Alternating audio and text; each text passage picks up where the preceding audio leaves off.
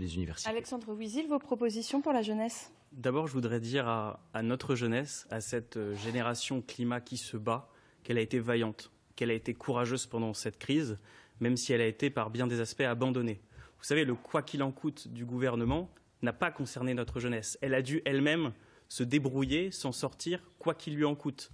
Vous l'avez dit, certains ont eu faim, se sont retrouvés dans les queues des banques alimentaires. D'autres ont dû rendre les clés de leur studio, de leur colocation, parce qu'ils n'avaient plus les moyens de payer leur loyer à la fin des mois. Tous ou beaucoup ont eu des souffrances psychologiques. Vous savez, je suis enseignant et j'ai vu mes étudiants, l'isolement, ce que ça pouvait leur faire.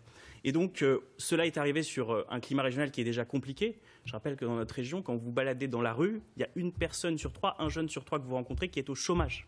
Et donc, partant de ça, nous, on a 3 grandes propositions. La première, c'est déconfiner immédiatement notre jeunesse, la libérer en lui offrant les transports gratuits à moins de 26 ans, les transports en commun.